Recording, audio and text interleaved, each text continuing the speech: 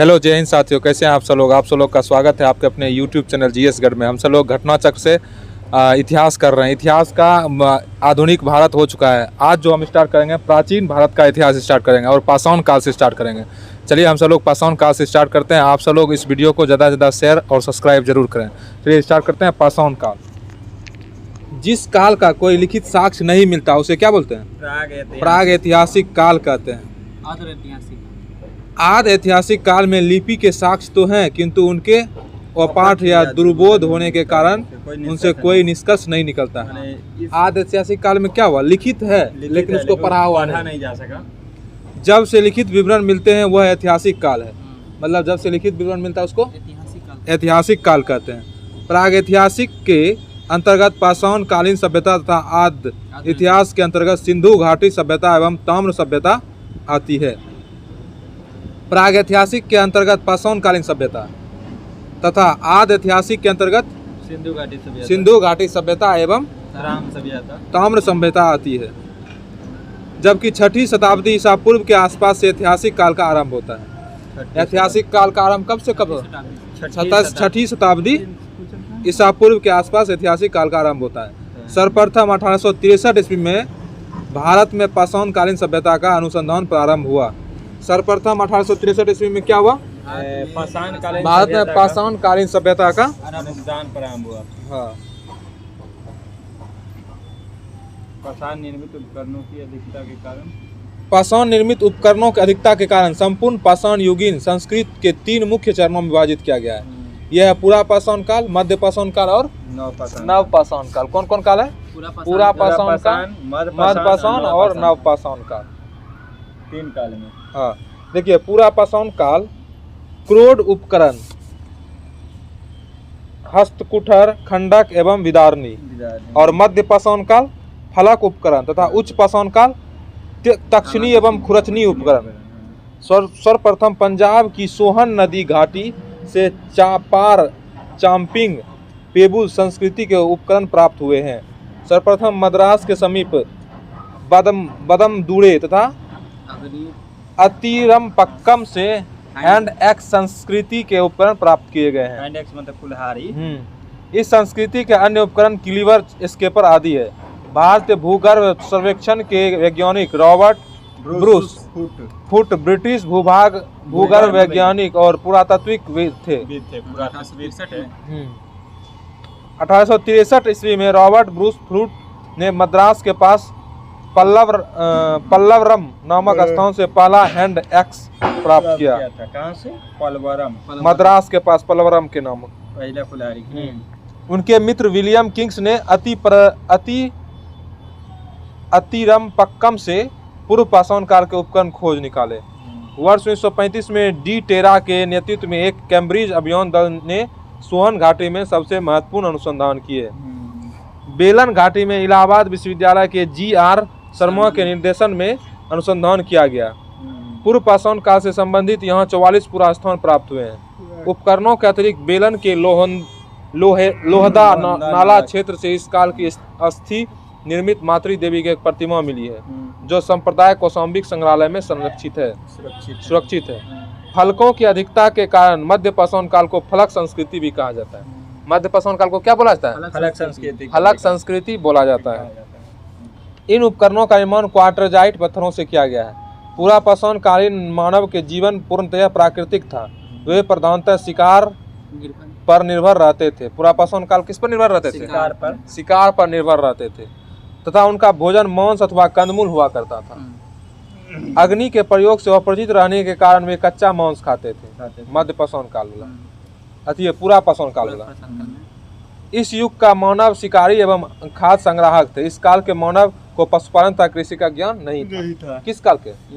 पूरा पाषाण काल। अब देखिए मध्य पाषाण काल के विषय में जानकारी सर्वप्रथम 1867-68 ईस्वी में हुई, जब आर्कीबाल्ड कार्लाइन ने विंध्य क्षेत्र से शैल चित्र खोज निकाले। मध्य पाषाण काल के विशिष्ट और सूक्ष्म पाषाण या पत्थर के बहुत छोटे छोटे औजार हैं। भारत में मानव अस्थि पंजर सर्वप्रथम मध्य पाषाण काल से ही प्राप्त होता है। होने लगता है। मानव अस्थि पंजर पूछेगा कि मानव अस्थि पंजर सर्वप्रथम किस काल से प्रारंभ? मध्य पाषाण काल से। गुजरात स्थित लंगनाज सबसे महत्वपूर्ण पुरास्थल। लंगनाज कहाँ है? गुजरात में। यहाँ से लघु पाषाणोपकरण के अतिरिक्त पशुओं की हड्डियां, कब्रिस्तान तथा कुछ मिट्टी के बर्तन भी प्राप्त हुए हैं। यहाँ से 14 मानव कंकाल भी मिले। 14 कितना? 14 को मानव कंकाल मिला।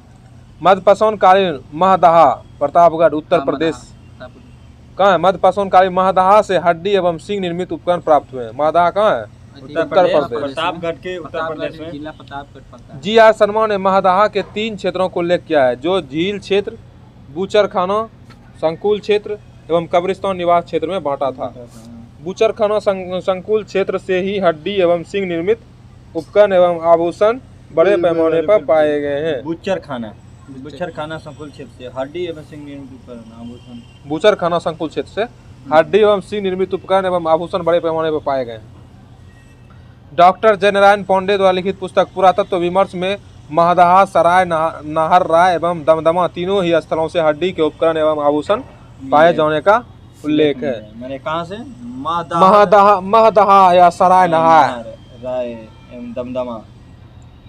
दमदमा में किए गए उत्खनन के फलस्वरूप पश्चिमी तथा उत्तर देवती क्षेत्र से कुल मिलाकर 41 मानव समाधान ज्ञात हुए हैं। इन समाधानों में से 5 समाधान युग्म समाधान है और एक समाधान में 3 मानव कंकाल एक साथ दफनाए हुए मिले हैं। शेष समाधानों में एक कंकाल मिले हैं।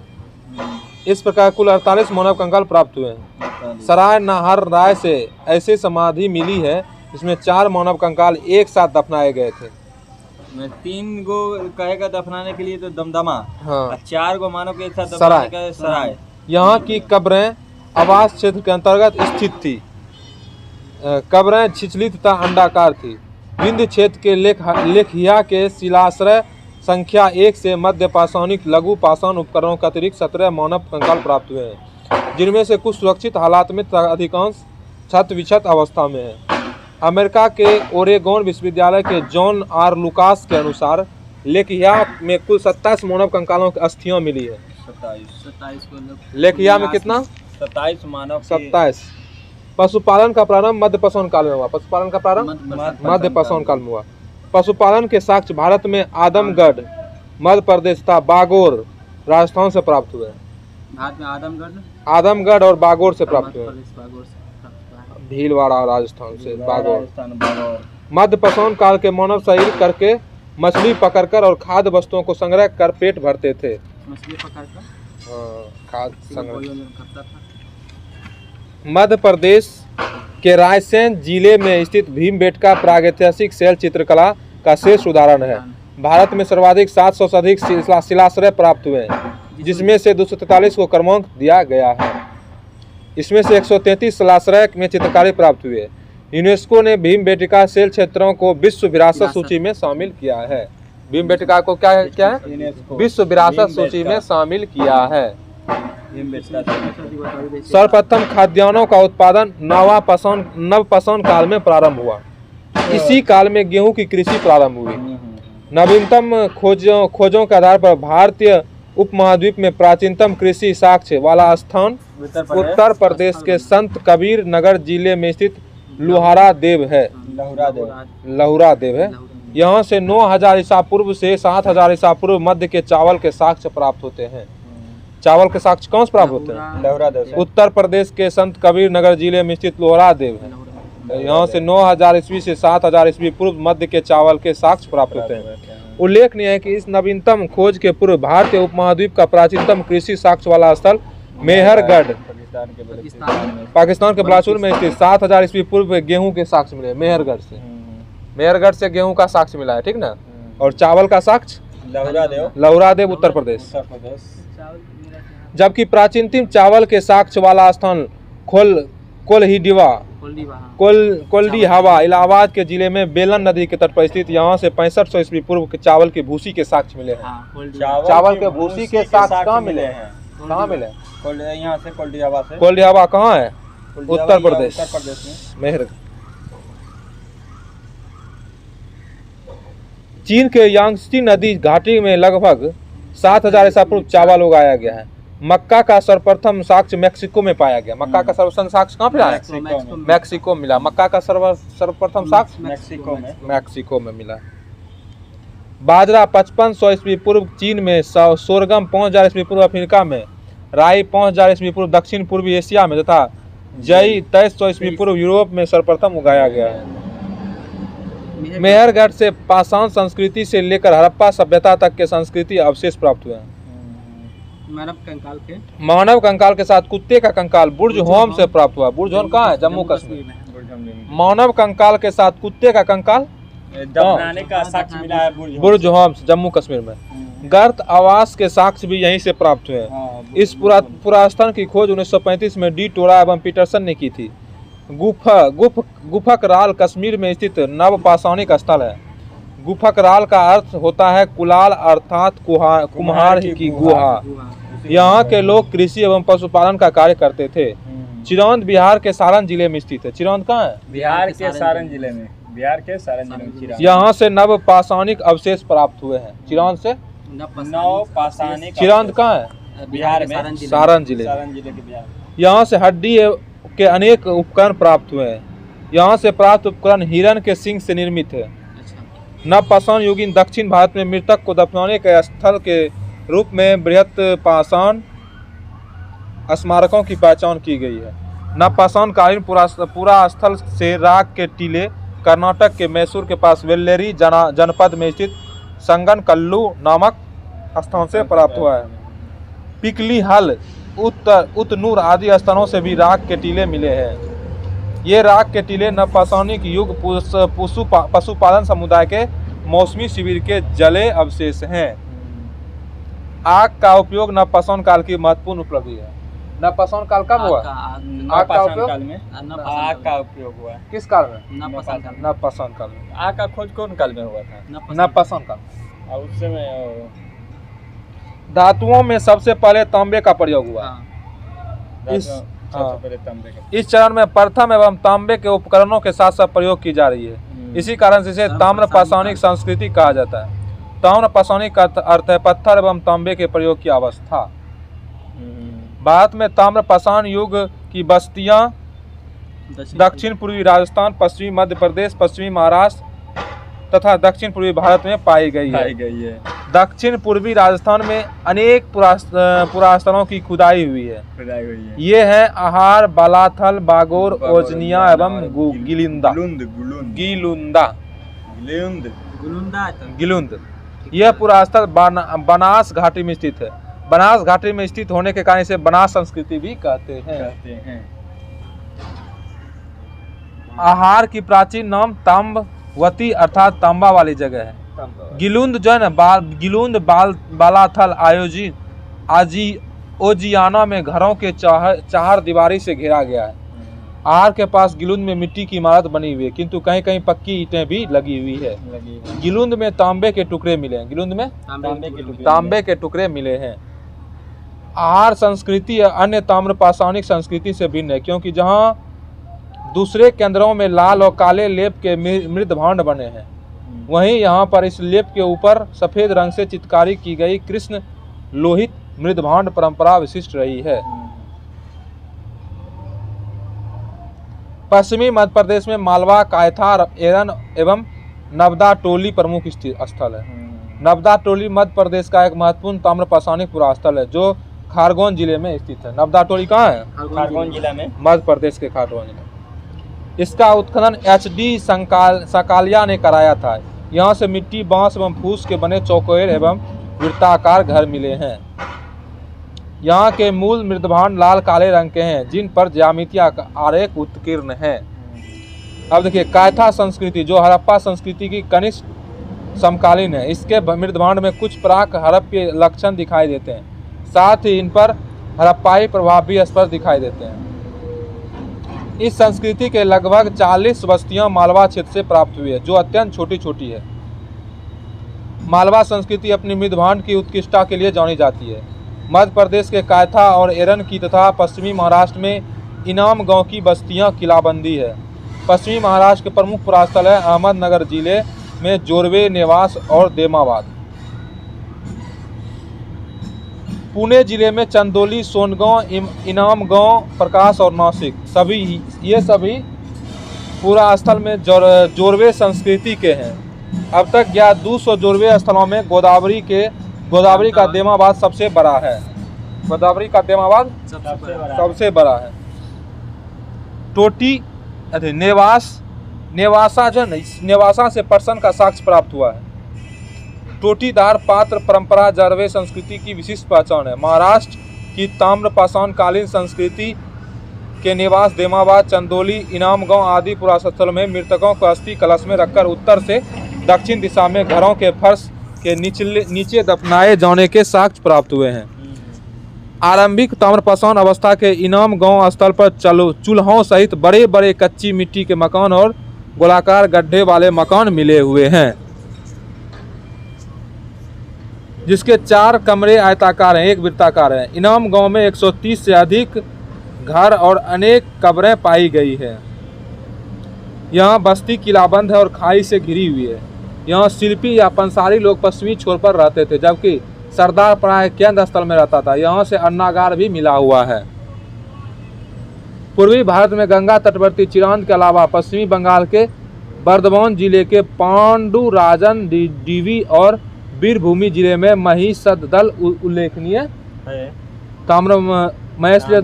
ताम्रकालीन स्थल है। कुछ अन्य पुरास्थल जहाँ खुदाई हुए हैं वे बिहार में सेनुवाड़ा, सोनपुर और ताराडीह तथा पूर्वी उत्तर प्रदेश में गौराडीह और नरहना। बिहार, महाराष्ट्र और मध्य प्रदेश में रहने वाले लोग टोटी वाले जलपात्र, गोड़ीदार तरियां और गोड़ीदार कटोरे बनाते थे। दक्षिण पश्चिमी राजस्थान, पश्चिमी मध्य प्रदेश, पश्चिमी महाराष्ट्र और अन्यत्र रहने वाले ताम्रपाषाण युग के लोग मवेशी पालन और कृषि करते थे। वे गाय, भेड़, बकरी और भैंस रखते थे और हिरण का शिकार भी करते थे। यहाँ से ऊँट के अवशेष प्राप्त हुए हैं। मुख्य अनाज गेहूँ और चावल के अतिरिक्त वे बाजरे की भी खेती करते थे। ताम्रपाषाण युग के लोग शिल्प कर्म में निसंदेह बड़े दक्ष थे और पत्थर का भी काम अच्छा करते थे। ठीक है,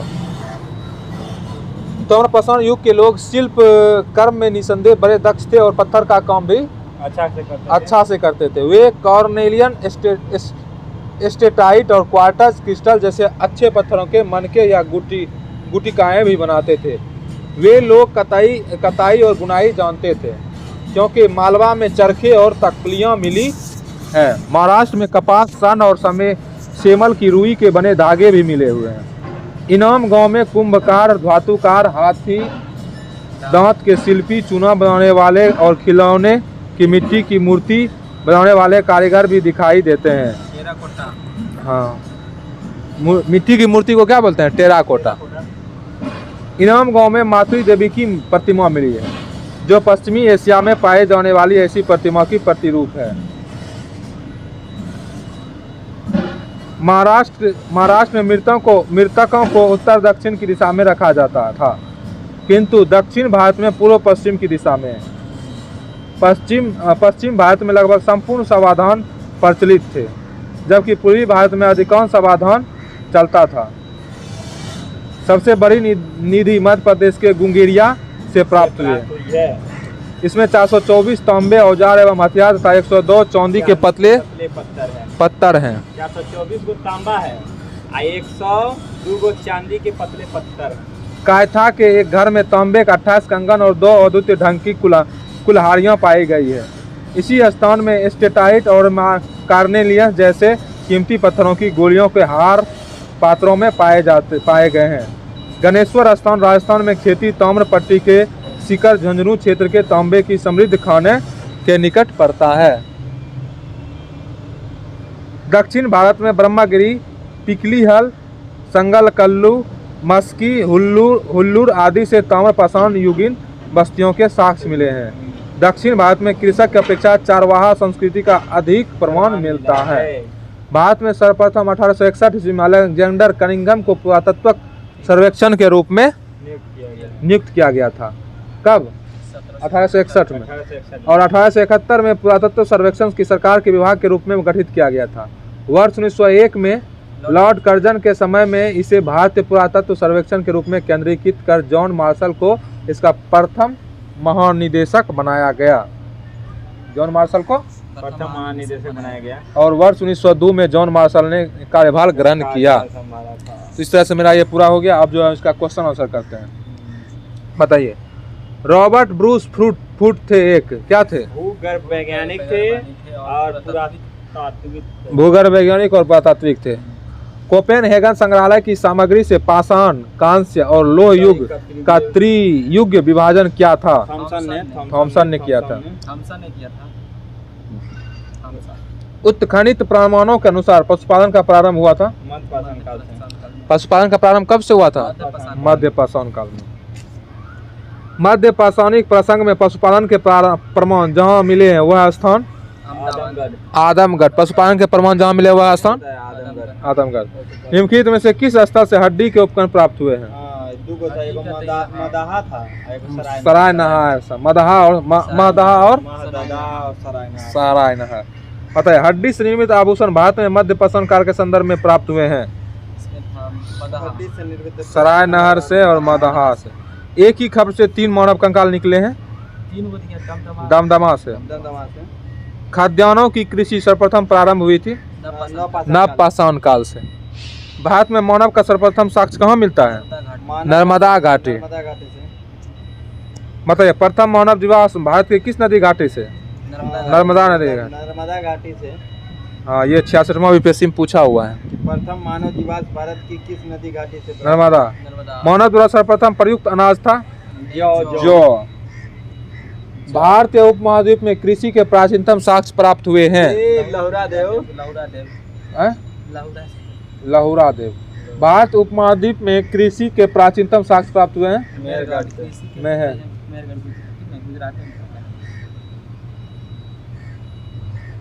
भारतीय उपमहाद्वीप में कृषि के प्राचीनतम साक्ष्य कहाँ से प्राप्त हुए हैं? मेहरगढ़ से। नवपाषाण युग में भारतीय उपमहाद्वीप के उत्तर पश्चिमी क्षेत्र में निम्नलिखित में से किस स्थान पर कृषि के अभ्युदय के प्रारंभ प्राप्त हुए हैं? मेहरगढ़ जो है पाकिस्तान के बलूचिस्तान में स्थित है। भारत में पशुपालन एवं कृषि के प्राचीनतम साक्ष्य मेहरगढ़ से। 64वां बीपीएससी में पूछा हुआ यह क्वेश्चन है। उस स्थान का नाम बताइए जहाँ से प्राचीनतम अस्थायी जीवन के प्रमाण मिले हैं? मेहरगढ़। निम्नलिखित में से किस स्थानों से मध्य पाषाण काल में पशुपालन के प्रमाण मिले हैं? बागौर।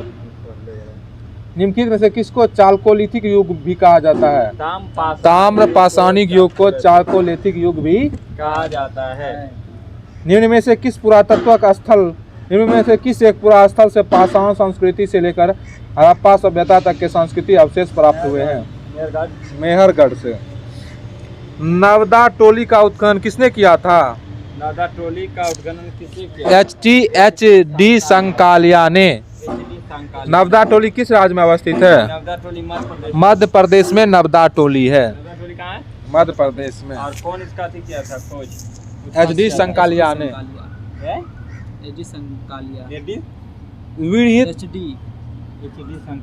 विहित पाषाण स्मारकों की पहचान की गई।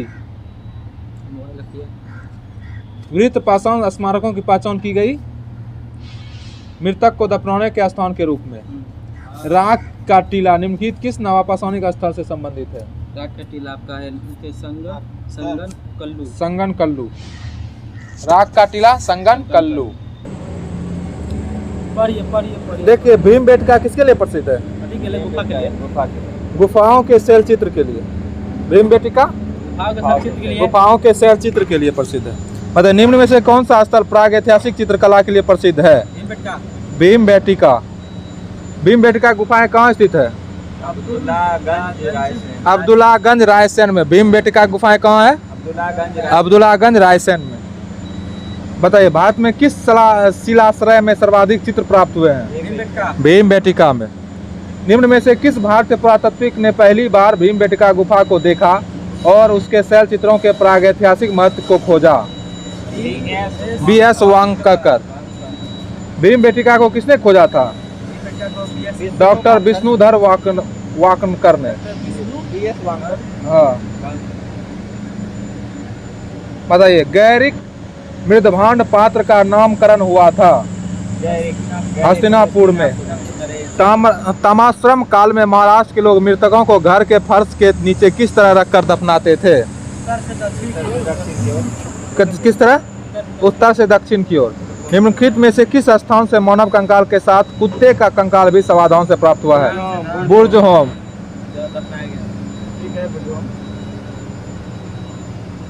निम्नलिखित में से किस स्थान पर मानव के साथ कुत्ते को दफनाए गए हैं? बुर्ज होम। गर्त आवास का साक्ष्य प्राप्त हुए हैं बुर्ज होम से। बताइए, विंध्य क्षेत्र के किस शिलाश्रय में सर्वाधिक मानव कंकाल मिले हैं? लेखिया में। भारतीय पुरातत्व सर्वेक्षण निम्नलिखित विभागों मंत्रालयों में से किसका संकलन कार्यालय है? संस्कृति का। भारतीय पुरातत्व का जनक किसे कहा जाता है? Alexander Cunningham. राष्ट्रीय मानव संग्रहालय कहाँ पर है? राष्ट्रीय मानव भोपाल में। भोपाल में। अब प्रथम श्लोक सैंधव सभ्यता एवं संस्कृति। सैंधव सभ्यता एवं संस्कृति। सैंधव सभ्यता के लिए साधारणतः 3 नामों का प्रयोग होता है, ठीक ना? सिंधु सभ्यता, सिंधु घाटी की सभ्यता और हड़प्पा सभ्यता। हड़प्पा सभ्यता की खोज वर्ष 1921 में भारतीय पुरातत्व सर्वेक्षण विभाग के महानिदेशक सर जॉन मार्शल के निर्देशन में राय बहादुर दयाराम साहनी ने किया था। हड़प्पा पाकिस्तान के पंजाब प्रांत के मांटगोमरी जिले में स्थित है। हड़प्पा कहाँ है? हड़प्पा के मांटगोमरी जिले में स्थित है। हड़प्पा पाकिस्तान के पंजाब प्रांत के मांटगोमरी जिले में स्थित है, जबकि मोहनजोदड़ो सिंध के लकराना जिले में स्थित है। मोहनजोदड़ो सिंध के लकराना जिले में स्थित है। पिग्गट महोदय ने हड़प्पा और मोहनजोदड़ो को एक विस्तृत साम्राज्य की जुड़वा राजधानी कहते हैं। हड़प्पा रावी नदी के बाएं तट पर स्थित है। देखिए, क्या बोलते हैं, हड़प्पा और मोहनजोदड़ो को किसने जुड़वा राजधानी कहा था? पिग्गट ने, जबकि मोहनजोदड़ो सिंधु नदी के दाहिने तट पर है। हड़प्पा रावी नदी के बाएं तट पर है और मोहनजोदड़ो सिंधु नदी के दाहिने तट पर है। जॉन मार्शल ने सर्वप्रथम इस सभ्यता को सिंधु सभ्यता का नाम दिया। रेडियो कार्बन 14 जैसे नवीन विश्लेषण पद्धति के द्वारा हड़प्पा सभ्यता की तिथि 2300 ईस्वी पूर्व से 1700 ईस्वी पूर्व मानी गई है, जो सर्वाधिक मान्य तिथि है।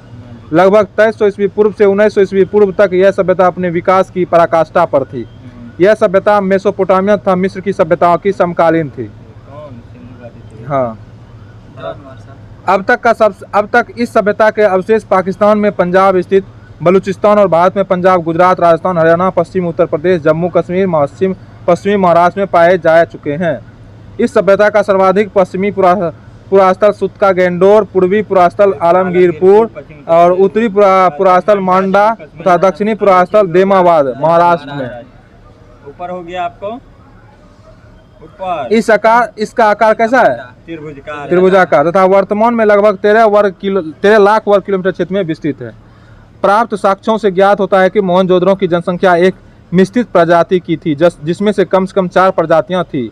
पहला था प्रोटो ऑस्ट्रेलॉइड, भूमध्य सागरीय, अल्पाइन, चौथा में मंगोलॉइड। मोहनजोदड़ो के निवासी अधिकांशतः भूमध्य सागरीय थे। सिंधु सभ्यता, देखिए, सिंधु घाटी के जिन नगरों की खुदाई की गई उनमें निम्नलिखित वर्गों में वर्गीकृत किया जा सकता है। पहला है केंद्र नगर, दूसरा है तटीय नगर और पत्तनम, तीसरा अन्य नगर एवं कस्बे।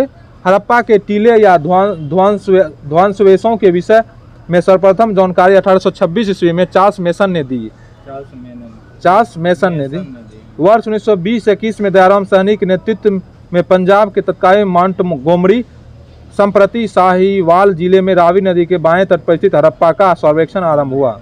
वर्ष 1920-21 और 1933-34 में माधव स्वरूप वत्स ने तथा वर्ष 1946 में मार्टिमर ने व्हीलर ने व्यापक स्तर पर उत्खनन कराया।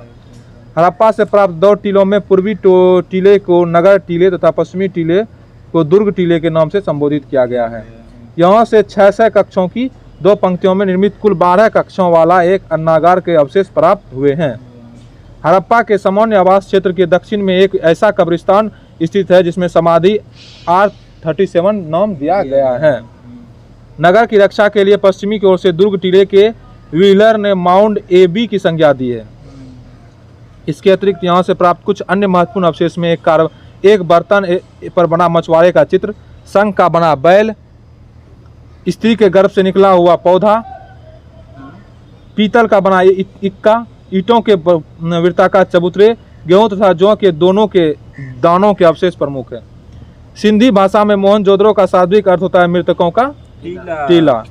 सिंध प्रांत के लरकाना जिले में सिंधु नदी के दाहिने तट पर स्थित मोहनजोदड़ो की सर्वप्रथम खोज रखाल दास बनर्जी ने 1922 में किया था। मोहनजोदड़ो का सर्वाधिक उल्लेखनीय स्मारक वृहद स्नानागार है।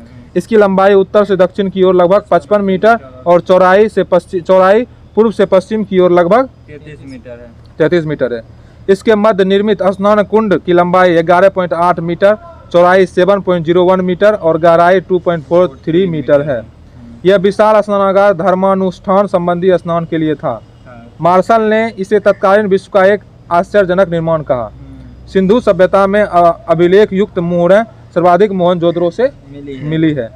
मोहनजोदड़ो की एक अन्य इमारत विशाल स्नानागार है जो 45.72 मीटर लंबा तथा 22.86 मीटर चौड़ा है। बृहद स्नानागार के उत्तर पूर्व में 7.1 गुना 22.77 मीटर का आकार का एक विशाल भवन का अवशेष मिला है। संभवतः यह पुरोहितवास था तथा यहाँ पुरोहितों का विद्यालय स्थित रहा है हो। मोहनजोदड़ो की प्रमुख विशेषता उनकी सड़कें थी।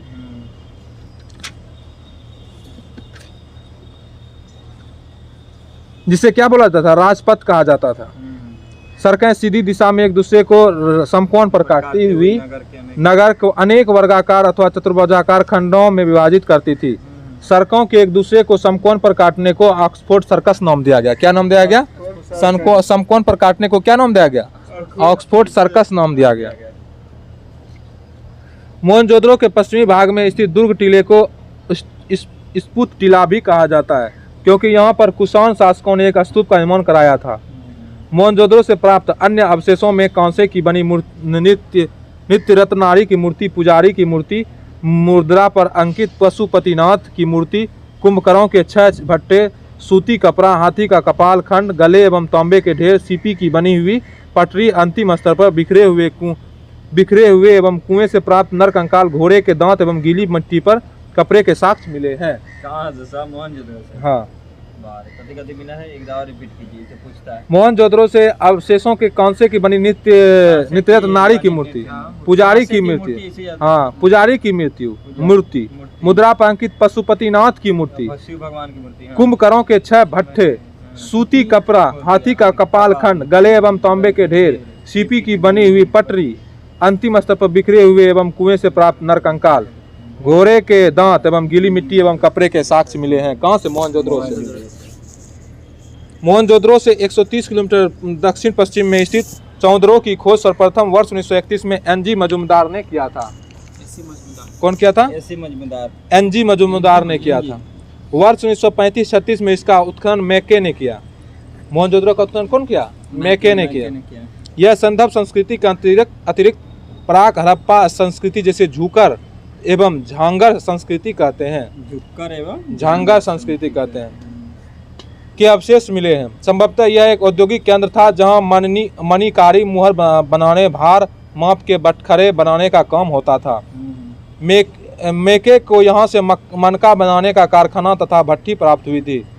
यहाँ से प्राप्त अवशेषों में प्रमुख है अलंकृत हाथी, खिलौना एवं कुत्ते के बिल्ली का पीछा करते हुए पदचिन्ह, सौंदर्य प्रस्थानों में प्रयुक्त लिपस्टिक आदि। चौंदरो से नहीं, लिपस्टिक चौंदरो से। चौंदरो एकमात्र पुरास्थल है जहाँ वक्राकार ईंट मिली है। यहाँ किसी दुर्ग का अवशेष नहीं मिला है। गुजरात चौंदरो जन एकमात्र पुरास्थल है जहाँ वक्राकार ईंट मिली है। यहाँ से कोई दुर्ग अवशेष नहीं मिला है। अच्छा, ये जो लिपस्टिक खिलौना ये कहाँ से मिला है? चौंदरो से मिला है ना? चौंदरो से लिपस्टिक सब चौंदरो से मिला। मनका बनाने कारखाना तथा भट्टी प्राप्त हुई है चौंदरो से। चौंदरो से एक वक्राकार ईंटें मिली है, लेकिन यहाँ कोई भी दुर्ग अवशेष नहीं मिला हुआ है। गुजरात में अहमदाबाद जिले में भोगवा नदी के तट पर स्थित लोथल की सर्वप्रथम खोज किसने किया था? Doctor SR. राव ने की थी। सागर तट पर स्थित यह स्थल पश्चिमी एशिया से व्यापार के लिए प्रमुख बंदरगाह था। नगर योजना तथा अन्य भौतिक अवस्थाओं के आधार पर लोथल एवं लघु हड़प्पा या लघु मोहनजोदड़ो नगर प्रतीत होता है। यहाँ से फारस की मुद्रा, सील और पक्के रंग में रंगे हुए पात्र प्राप्त हुए हैं। लोथल में गढ़ी तथा नगर दोनों एक रक्षा प्राचीर से घिरे हैं। लोथल की सबसे प्रमुख विशेषता जहाज़ों की गोदी है, मतलब डॉकयार्ड है। लोथल में क्या है? डॉकयार्ड। डॉकयार्ड कहाँ से मिला है? तो लोथल से। यहाँ से प्राप्त अन्य महत्वपूर्ण अवशेष हैं धान, चावल, बाजरे का साक्ष्य, फारस की मुहर, घोड़े की लघु मृत्यु, 3 युगल समाधियाँ आदि है। सब लोथल से मिला। हाँ, कालीबंगा राजस्थान के हनुमानगढ़ जिले में स्थित है। इस स्थल की खोज अमलानंद घोष ने की थी। हाँ, अमलानंद घोष ने की थी।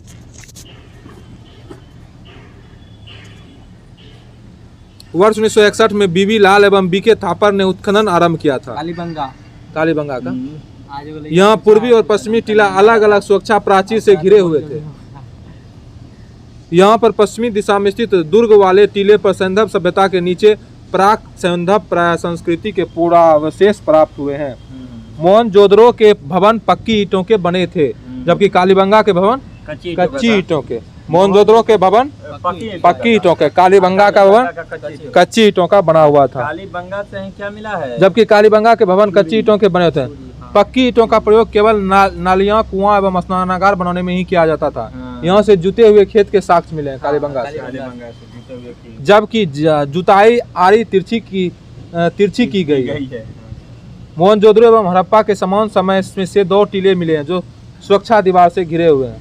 पूर्व की ओर स्थित टीला बड़ा, जबकि पश्चिम की ओर तरफ स्थित टीला छोटा था। पश्चिमी टीले को कालीबंगा प्रथम नाम दिया गया। यहाँ से भूकंप होने का साक्ष्य मिला है। दुर्ग या गढ़ी वाले टीले के दक्षिणी अर्धभाग में 5 या 6 कच्ची ईंटों के चबूतरे बने थे। एक चबूतरे पर अग्निकुंड, कुआं तथा पक्की ईंटों का बना एक आयताकार गर्त था जिसमें पशुओं की हड्डियां थी। दूसरे चबूतरे पर 7 अग्निकुंड या वेदिकाएं एवं पंक्ति में बनी हुई थी। यहाँ से सेलखड़ी तथा मिट्टी की मुहरें एवं मृदभांड के टुकड़े मिले हैं। धौलावीरा गुजरात के कच्छ के रण में अवस्थित है। धौलावीरा कहाँ है? गुजरात के कच्छ के रण में अवस्थित है। सर्वप्रथम वर्ष 1967-68 में इसकी खोज जेपी जोशी ने किया था। धौलावीरा का खोज किसने किया था? जेपी जोशी ने किया था 67-68 में। वर्ष 1990-91 के दौरान RS बिस्ट द्वारा व्यापक पैमाने पर उत्खनन कार्य प्रारंभ किया गया। यह नगर आयताकार बना था। इस नगर के 3 भागों किला, मध्य नगर तथा निचला भाग में विभाजित किया गया। यहाँ से एक विशाल जलाशय मिला है। यहाँ के निवासी एक उन्नत जल प्रबंधन व्यवस्था से परिचित थे। यहाँ से हड़प्पा लिपि के बड़े आकार के 10 चिन्हों वाला एक शिलालेख मिला है। सुरकोटदा गुजरात के कच्छ जिले में स्थित है। यह नगर 2 दुर्गीकृत भागों, गढ़ी तथा आवास क्षेत्र में विभाजित था। यहाँ के कब्रिस्तान से कलश समाधान के साक्ष्य मिले हैं। यहाँ घोड़े की कुछ हड्डियों के साक्ष्य मिले हैं। सुरकोटदा से कब्रिस्तान के कलश का सावधान साक्ष्य मिले। हाँ। और घोड़ा का कुछ हड्डियां सुरकोटदा से मिला। हाँ। देमाबाद महाराष्ट्र के अहमदनगर जिले में प्रवरा नदी के किनारे बाएं परिस्थित। हाँ, यह सैंधव सभ्यता के सबसे दक्षिणी स्थल है देमाबाद। यहाँ से रथ चलाते हुए मनुष्य सांड, गेंडे की आकृतियां प्राप्त हुई। यहाँ से कुछ मृदभांड, सैंधव लिपि के मुहर, तस्तरी, प्याले आदि के साक्ष्य प्राप्त हुए हैं। राखीगढ़ी हरियाणा के हिसार जिले में घग्गर नदी के किनारे स्थित है। राखीगढ़ी कहाँ है? हरियाणा के हिसार जिले में घग्गर नदी, घग्गर। इस स्थान की खोज वर्ष 1969 में सूरज भान ने की थी। यह नवीनतम शोधों के अनुसार सबसे बड़ा सैंधव स्थल है। रोपर सतलज नदी के बाएं तट पर स्थित है। रोपर कहाँ है? सतलज नदी के बाएं तट पर स्थित है, यानी पंजाब में। इसका आधुनिक नाम रूपनगर है। वर्ष 1950 में इसकी खोज बीबी लाल ने तथा वर्ष 1953-55 के दौरान यज्ञदत्त शर्मा ने इसकी खुदाई करवाई। यहाँ से मृदभांड, सेलखड़ी की मुहर, चट के बटखरे एवं छुरा, तांबे के बनाग्र तथा कुल्हाड़ी आदि प्राप्त हुए हैं। यहाँ से मनुष्य के साथ पालतू कुत्ते के दफनाए जाने का साक्ष्य मिला है। हाँ, रोपर से। धान के भूसी रोपर से। रोपर गुजरात के सौराष्ट्र क्षेत्र में। रोपर कहाँ है? रंगपुर न हो। रंगपुर गुजरात के सौराष्ट्र क्षेत्र में। रंगपुर कहाँ है? गुजरात के सौराष्ट्र क्षेत्र में है। यहाँ से प्राक हड़प्पा और उत्तरी हड़प्पा कालीन सभ्यता के साक्ष्य मिले। यहाँ से प्राप्त वनस्पति अवशेष के आधार पर कहा जा सकता है कि लोग चावल, बाजरा एवं ज्वार की खेती करते थे। हड़प्पा किस नदी के किनारे है? रावी। रावी। मोहनजोदड़ो सिंधु, कालीबंगा घग्गर, लोथल भोगवा, रोपर सतलज, मांडा चेनाब, देमाबाद प्रवरा नदी, अलीमगढ़पुर हिंडन नदी, सुतका गेंडोर दास्त नदी, भगवानपुरा सरस्वती नदी।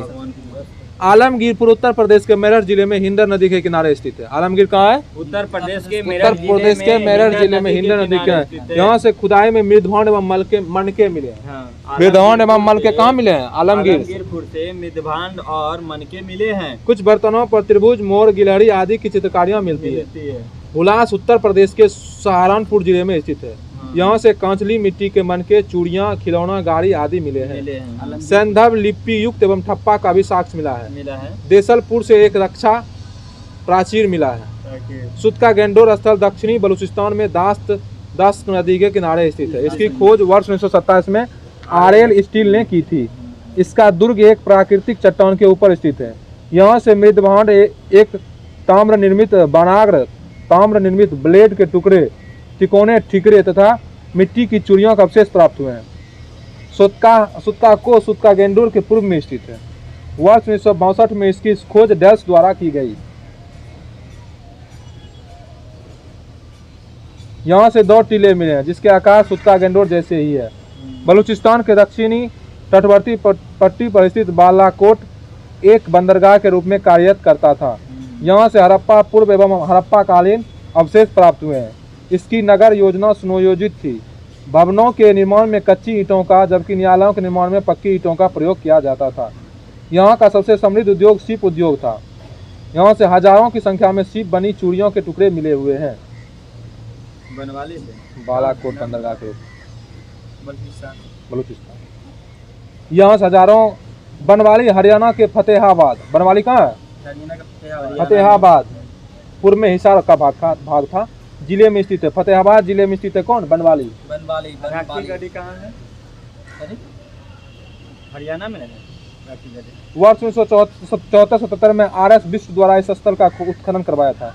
यहाँ से संस्कृत के 3 स्तर प्रकाश में आए हैं: प्राग सैंधव, विकसित सैंधव एवं उत्तर सैंधव। यहाँ की सड़कें नगर को तारांकित में विभाजित करती है, स्टार शेप्ड में विभाजित करती है। यहाँ से मुहरे, बटखरे, लाजवर्द तथा कार्नेलियाई के मन के, हल की आकृति, खिलौने, तांबे के, वनाग्र आदि के साक्ष्य मिले हैं।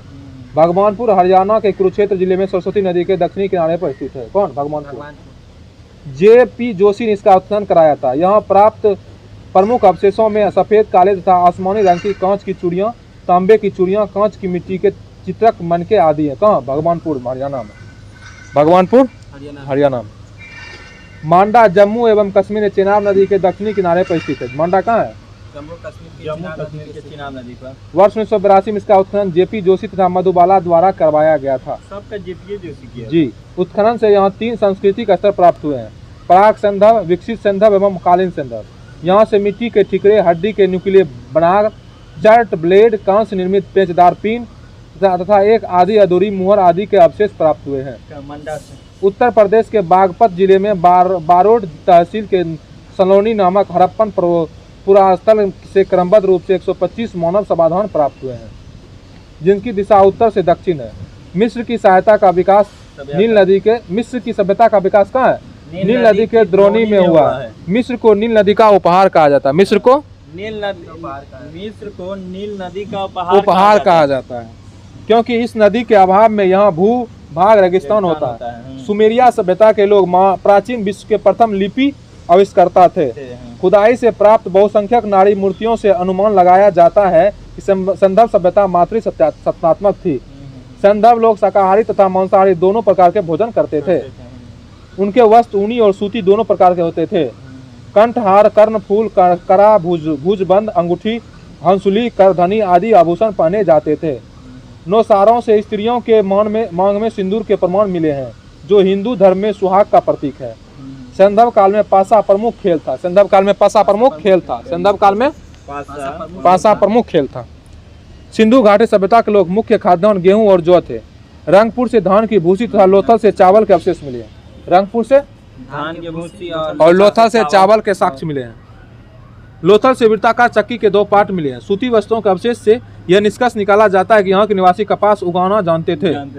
सर्वप्रथम संदम निवासी ने कपास की खेती प्रारंभ किया था। संदम निवासी ने सर्वप्रथम कपास की खेती किया था। संदम निवासी कपास की खेती किया था। भारत से कपास यूनान गए, जिसे यूनानी हिंडन के नाम से पुकारते थे। भारत के पास कपास की खेती प्रारंभ 3000 ईस्वी पूर्व में किया गया, जबकि मिस्र में इसकी खेती 2500 ईस्वी पूर्व के लगभग शुरू की गई थी। हड़प्पा, मोहनजोदड़ो, कालीबंगा, सुरगंदोर के स्थलों से कुबरदार ऊंट के जीवाश्म मिले हैं। कहाँ से कुबरदार ऊंट के जीवाश्म? हड़प्पा, मोहनजोदड़ो, कालीबंगा, सुरगंदोर सभी से। सुरकोटदा, लोथल, कालीबंगा से घोड़े की मृत मूर्तियां, हड्डियां, जबरे आदि के अवशेष प्राप्त हुए। सिंधु सभ्यता का प्रमुख उद्योग वस्त्र उद्योग था। सिंधु सभ्यता का प्रमुख उद्योग वस्त्र उद्योग था। मोहनजोदड़ो से 2 तांबे उपकरणों से लिपटा हुआ सूती धागा एवं कपड़ा प्राप्त हुआ है। लोथल तथा चौंद्रो में मनके बनाने का कार्य होता था। लोथल तथा चौंद्रो में मनके बनाने का कार्य होता था। लोथल तथा बालकोट सीप उद्योग के लिए प्रसिद्ध है। लोथल तथा बालकोट सीप उद्योग के लिए प्रसिद्ध है। कौन? वही कौन? लोथल था बालाकोट।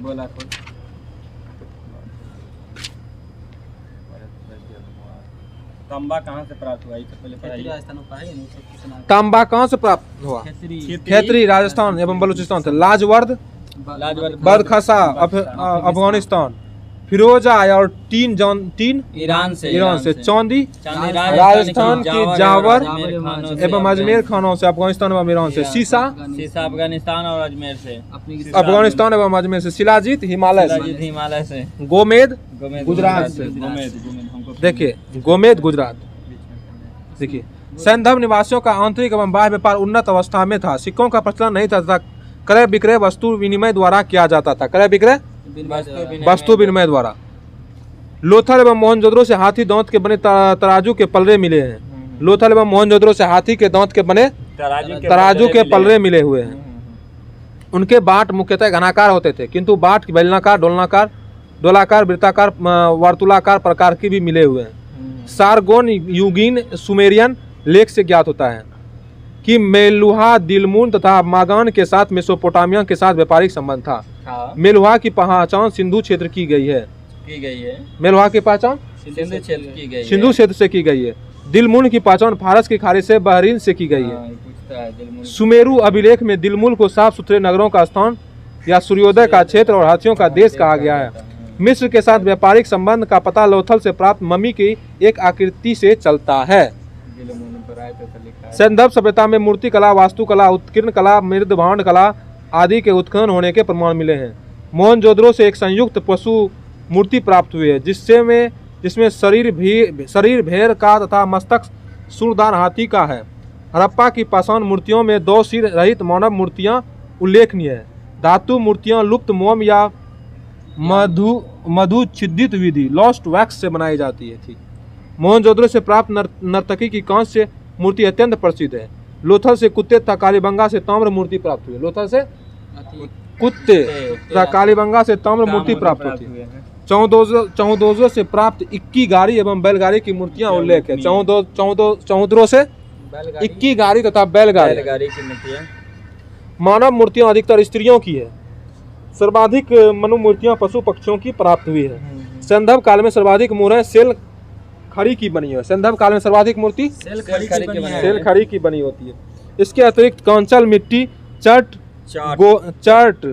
गोमेद मिट्टी आदि की बनी मूढ़े भी है। अधिकांश मूढ़े वर्गाकार या चकोर है, किंतु कुछ मूढ़े घनाकार, गोलाकार अथवा बेलनाकार भी है। सिंधु सभ्यता की मूढ़े पर सर्वाधिक अंकन एक श्रृंगेरी बेलों का है, उसके बाद कुबर बेलों का है।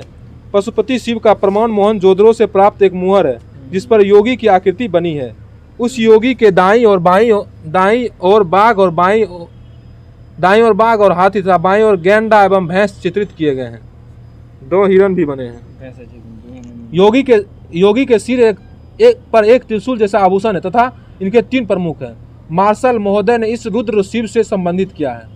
सैंधव मृदभांड मुख्यतः लाल या गुलाबी रंग के। सैंधव मृदभांड लाल या गुलाबी रंग के हैं। कुछ मृदभांड के लाल रंग से रंग कर काली रेखाओं से चित्र बनाए गए हैं। कुछ बर्तनों पर मोर, हिरण, कछुआ, मछली, गाय, बकरा, पीपल, नीम, खजूर, केला आदि का अंकन है। सैंधव मृदभांडों में मर्तबान, कटोरे, तस्तरियों तथा एवं थालियां प्रमुख है। स्त्री पुरुष दोनों आभूषण पहने थे। सोने चांदी के अतिरिक्त हाथी दांत, शंख आदि के भी आभूषण तैयार किए जाते थे। सिंधव सभ्यता में मातृ देवी की पूजा प्रमुख थी। हड़प्पा से प्राप्त एक स्त्री की मूर्ति में उसके गर्भ से निकला एक पौधा दिखाया गया है। संभवतः यह देवी धरती की मूर्ति थी, जिससे लोग उर्वरता की देवी को समझते थे। इसकी पूजा उसी तरह करते थे जिस प्रकार मिस्र के लोग नील नदी की देवी आइसिस की मातृ देवी एवं शिव की पूजा के अतिरिक्त सिंधव निवासी पशुओं, पक्षियों, वृक्षों आदि के उपासन करते थे। लोथल, कालीबंगा एवं बनवाली के पुरास्थलों से अग्निकुंड अथवा यज्ञ देवेदियों के साक्ष्य मिले हैं। अग्निकुंड का साक्ष्य कौन से मिला है? ये लोथल, कालीबंगा और बनवाली के। लोथल, कालीबंगा और बनवाली। लोथल, कालीबंगा और बनवाली। उत्तर दक्षिण दिशा में शव दफनाने की प्रथा प्रचलित थी। उत्तर दक्षिण दिशा में शव को दफनाया जाता था, किंतु इसके अपवाद भी मिलते हैं। हाँ। कालीबंगा में शव दक्षिण उत्तर, रोपर में पश्चिम पूर्व तथा लोथल में पश्चिम पूर्व पश्चिम दिशा में प्राप्त हुए। आंशिक समाधिकरण के उदाहरण बहावलपुर से मिले हैं। आंशिक समाधिकरण के उदाहरण बहावलपुर से मिले हैं। हाँ। बाढ़ विनाश का कारण, बाढ़ का मार्शल मैके एसआर राव। बताइए इसका क्वेश्चन आंसर देखिए। मानव समाज विलक्षण है क्योंकि वह मुख्यतः आश्रित होते हैं अर्थव्यवस्था पर। हड़प्पा निम्नलिखित में से किस सभ्यता से संबंधित है? हड़प्पा जो है सिंधु घाटी सभ्यता से। सिंधु सभ्यता संबंधित है आद्य ऐतिहासिक युग से। सिंधु घाटी की सभ्यता गैर आर्य थी क्योंकि वह नगरीय सभ्यता थी। सिंधु घाटी सभ्यता को आर्यों से पूर्व की रखे जाने का महत्वपूर्ण कारक है। इसके लिए मृदभांड खूब बनाता था। यह मृदभांड मतलब सिंधु घाटी सभ्यता को आर्यों से पूर्व की रखे जाने का महत्वपूर्ण कारक है मृदभांड। सिंधु घाटी की संस्कृति वैदिक सभ्यता से भिन्न थी क्योंकि इसके पास विकसित शहरी जीवन की सुविधाएं थी। इसके पास चित्रलेखीय लिपि थी। इसके पास लोहे और रक्षा शस्त्रों के ज्ञान का अभाव था। उपर्युक्त में से सभी, तो उपर्युक्त में से सभी इसका सही आंसर होगा। बताइए हड़प्पा संस्कृति की जानकारी का प्रमुख स्रोत था पुरातात्विक खुदाई। क्या था? पुरातात्विक खुदाई। निम्नलिखित में से कौन सा सिंधु घाटी का सभ्यता पर प्रकाश डालता है? पुरातात्विक संबंधी खुदाई सिंधु घाटी के निवासियों की सभ्यता को जानने का मूल स्रोत है। वहाँ पाई गई। कहाँ पाई गई? मोहरे में। मोहर। देखिए सिंधु घाटी निवासियों की सभ्यता को जानने का मूल स्रोत है मोहरे। बताइए भारत में चांदी के उपलब्धता के प्राचीनतम साक्ष्य मिलते हैं हड़प्पा संस्कृति में। हड़प्पा में मिट्टी के बर्तनों पर सामान्यतः किस रंग का उपयोग हुआ था? लाल का। हड़प्पा में मिट्टी के बर्तनों में सामान्यतः लाल रंग का उपयोग हुआ था। यह बीपीएससी में पूछा हुआ क्वेश्चन है। मूर्ति पूजा का आरंभ कब से माना गया? पूर्व प्री आर्यन से। निम्नलिखित पशुओं में से किस एक का हड़प्पा संस्कृति में पाए जाने वाले मोहरे और टेराकोटा कलाकृतियों के निरूपण नहीं हुआ है? गाय का नहीं हुआ। यह बहुत बार पूछता है। निम्नलिखित में से कौन सा एक हड़प्पा स्थल नहीं है? चौधरो, कोटजी, सोहगरो और देसलपुर। सोहगोरा हड़प्पा का नहीं है। बताइए एक जुते हुए खेत की खोज मिली है कालीबंगा से। निम्नलिखित में से किस हड़प्पन ने नगर में जुते हुए खेतों के निशान मिलते हैं? कालीबंगा से। बताइए समाधान 237 कहाँ से मिला है? हड़प्पा से। गोदी लोथल से। जुता हुआ खेत कालीबंगा से। नर्तकी की मूर्ति मोहनजोदड़ो से। बताइए हड़प्पा किस नदी किनारे? रावी नदी। कालीबंगा घग्गर नदी के किनारे। कालीबंगा, लोथल, भगवा, रोपर, सतलज। रोपर, हड़प्पा किस नदी किनारे स्थित है? हड़प्पा हो गया रावी नदी के। रावी। सिंधव सभ्यता का महान स्नानागार कहाँ से प्राप्त होता है? मोहनजोदड़ो से। कहाँ से? मोहनजोदड़ो से। विशाल स्नानागार किस पुरातत्व स्थल से पाया गया था? मोहनजोदड़ो से। सिंधु सभ्यता के बारे में निम्नलिखित में से कौन सा कथन असत्य है? नगर में नलियों की सुदृढ़ व्यवस्था थी। व्यापार और वाणिज्य उत्तम उन्नत दशा में था। मातृ देवी की उपासना की जाती थी। लोग लोहे से परिचित थे। ये गलत है, लोग लोहा से परिचित नहीं था। बताइए हड़प्पा संस्कृति के स्थल एवं उनकी स्थितियों संबंधी निम्नलिखित युग्मों में से कौन एक सही सुमेलित नहीं है? आलमगीर उत्तर प्रदेश सही है। बनवाली हरियाणा सही है। देमाबाद महाराष्ट्र सही है। राखीगढ़ी राजस्थान गलत है। राखीगढ़ी हरियाणा। राखीगढ़ी हरियाणा। बताइए मांडा कहाँ स्थित है? हड़प्पा स्थल जो मांडा है कहाँ है? जम्मू कश्मीर में। देमाबाद महाराष्ट्र में। बताइए कालीबंगा राजस्थान। बताइए राखीगढ़ी हरियाणा में। बालू हड़प्पा हड़प्पा पूरा स्थल बालू है, हरियाणा में, मोंडा जम्मू एवं कश्मीर, पाडरी गुजरात में, हुलास उत्तर प्रदेश में। बताइए मोहनजोदड़ो निम्नलिखित में से कहाँ अवस्थित है? मोहनजोदड़ो लड़काना जिला पाकिस्तान के सिंध प्रांत के लड़काना जिला में स्थित है। हाँ, चौंदरो के उत्खनन का निर्देशन किया था? J.H. मैके ने। सिंधु घाटी सभ्यता का कौन सा स्थल अब पाकिस्तान में है? हड़प्पा। हड़प्पा कहाँ है? पंजाब में। पाकिस्तान में। सॉरी, पाकिस्तान में। रंगपुर जहाँ हड़प्पा की समकालीन सभ्यता थी, सौराष्ट्र में है। कहाँ है रंगपुर? सौराष्ट्र में। दधेरी एक परवर्ती हड़प्पा पूर्वस्थल है, पंजाब का। सिंधु सभ्यता का कौन सा स्थान भारत में स्थित है? लोथल। वह हड़प्पा नगर जिसका प्रतिनिधित्व लोथल का पुरातत्व स्थल करता है किस नदी पर स्थित है? भगवा नदी। भगवा नदी। हड़प्पा सभ्यता स्थल लोथल स्थित है, भगवा नदी गुजरात में। सिंधु घाटी सभ्यता का पतनम नगर था लोथल। निम्नलिखित में से कौन सा एक हड़प्पा का बंदरगाह है? हड़प्पा का बंदरगाह है लोथल। निम्न में से किस हड़प्पा कालीन स्थल से हल का टेराकोटा प्राप्त हुआ है? बनवाली। निम्नलिखित में से कौन सा सिंधु घाटी की सभ्यता से संबंधित स्थल नहीं है? कालीबंगा, रोपर, पाटलिपुत्रा, लोथल। पाटलिपुत्रा नहीं है। भारत में हड़प्पा का बृहद स्थल है राखी गढ़ी। भारत का सबसे बड़ा हड़प्पन पूरा स्थल है राखी गढ़ी। सिंधु घाटी के लोग विश्वास करते थे किस पर करते थे? सभी पर। मतलब आगे पढ़िए। सिंधु घाटी के लोग पूजा करते थे पशुपति के। मोहनजोदड़ो एवं हड़प्पा की पुरातात्विक खुदाई के प्रभारी कौन थे? John Marshall. सिंधु घाटी सभ्यता की खोज निकालने में जिन दो भारतीयों का नाम जुड़ा है वे हैं रखाल दास बनर्जी एवं दयाराम साहनी। निम्नलिखित में से कौन सुमिलित नहीं है? Harappa Dayaram Sahni, Lothal S R Rao, Surkotada JP Joshi, Dholavira VK Thapar. गलत है, धौलावीरा वीके थापर नहीं होगा। चूड़ी का प्रमाण मिला है। धौलावीरा का RS बिष्ट ने किया था। हड़प्पा का उत्खनन करने वाला प्रथम पुरातत्वविद जो इसके महत्व को नहीं समझ आ पाया था, कनिंघम ने। निम्नलिखित में से कौन हड़प्पा और मोहनजोदड़ो के उत्खनन में संबंधित नहीं थे? RD Banerjee, KN Dikshit, S Vats, VS Smith नहीं था। सिंधु सभ्यता की विकसित अवस्था में निम्नलिखित में से किस स्थल से घरों में कुओं के अवशेष मिले हैं? मोहनजोदड़ो में मिला है। बताइए। सर्वप्रथम मानव ने निम्न धातु का उपयोग किया था? तांबा का। हाथी दांत का पैमाना हड़प्पा संदर्भ में मिला है कहाँ? लोथल में मिला है। हड़प्पा कालीन स्थलों में अभी तक किस धातु की प्राप्ति नहीं हुई है? लोहा का। निम्न में से कौन सा स्थल घग्गर और उसकी सहायक नदियों की घाटी में स्थित है? बनवाली।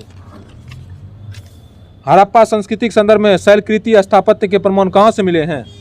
धौलावीरा से। कहाँ से मिले हैं? हड़प्पा संस्कृति के संदर्भ में शैलकृत स्थापत्य के प्रमाण धौलावीरा से। धौलावीरा जिस राज्य में हुआ? धौलावीरा किस राज्य में है? गुजरात में। धौलावीरा गुजरात में है। बताइए कौन सा हड़प्पा नगर 3 भागों में विभक्त है? धौलावीरा 3 भागों में विभक्त है। निम्नलिखित में से कौन से स्थल में 3 नगरों के अवशेष प्राप्त हुए हैं? मोहनजोदड़ो, संघोल, कालीबंगा, धौलावीरा से 3 स्थल प्राप्त हुए। एक उन्नत जल प्रबंधक व्यवस्था का साक्ष्य प्राप्त हुआ है धौलावीरा से। एक उन्नत जल प्रबंधन व्यवस्था कौन से प्राप्त हुआ? धौलावीरा से। निम्नलिखित में से किस स्थल से द्विशंकर का प्रमाण मिला है? लोथल से 3 युगल सब मिला है। ये थोड़ा विवादित क्वेश्चन। हड़प्पा स्थल सनोली के अभी हाल ही में उत्खनन से प्राप्त हुए हैं मानव समाधान। हड़प्पा सभ्यता का स्थल मांडी भारत के किस राज्य में स्थित है? मांडा उत्तर प्रदेश में। वस्त्रों के लिए कपास की खेती का आरंभ सबसे पहले किया गया था भारत में पहले तो वही कहाँ किया गया था? भारत में। निम्न स्थानों पर किस स्थान पर सिंधु घाटी सभ्यता के संबंध विख्यात वृषभ मुद्रा प्राप्त हुई थी? वृषभ मुद्रा कहाँ से प्राप्त हुई थी? मोहनजोदड़ो से। निम्नलिखित में से किस पशु का अंकन हड़प्पा संस्कृति की मोहरों पर नहीं मिलता है? घोड़ा का। ऑप्शन में बैल, हाथी, घोड़ा, भैर। किस पशु के अवशेष सिंधु घाटी सभ्यता में प्राप्त नहीं हुए? शेर, घोड़ा, गाय, हाथी है।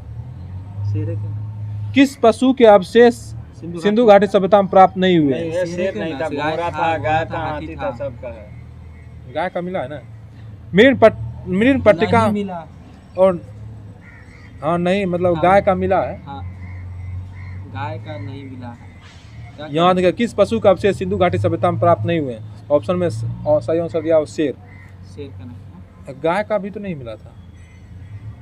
गाय का, हाँ गाय और हाथी के अवशेष तो सिंधु घाटी सभ्यता से प्राप्त हुए हैं, किंतु घोड़े के अवशेष सिंधु घाटी सभ्यता से प्राप्त होने के संबंध में विद्वानों से में मतभेद है। हाँ मतभेद। आधुनिक उत्खनन निष्कर्षों के आधार पर इसका मतभेद बड़ा क्वेश्चन है। मीन पट्टिका का उत्कीर्ण संगीत युक्त देवता की कृति प्राप्त हुई है। मृण पट्टिका पर उत्कीर्ण संगीत युक्त देवता की मूर्ति कृति प्राप्त हुई है कहाँ से? कालीबंगा से। कहाँ से? कालीबंगा से। कालीबंगा से। निम्न में से कौन सी सभ्यता नील नदी के तट पर पनपी है? नदी के तट पर पनपी। मिस्र की सभ्यता। मिस्र की। निम्नलिखित सभ्यताओं का उत्तर से दक्षिण का सही क्रम कौन सा है? उत्तर से दक्षिण क्रम का एजटेक, माया, मुइस्का और इंका। लेखन कला की उचित प्रणाली विकसित करने वाली सर्वप्रथम प्राचीन सभ्यता थी सुमेरिया। सुमेरिया। कौन थी? सुमेरिया। सुमेरिया। इस तरह से आज हम सब लोग इतना ही रहने देते हैं। कल जो होगा वैदिक काल होगा और बहुत ही महत्वपूर्ण चैप्टर होगा। चलिए हम सब लोग नेक्स्ट सेशन में देखेंगे। तब तक के लिए धन्यवाद। जय हिंद।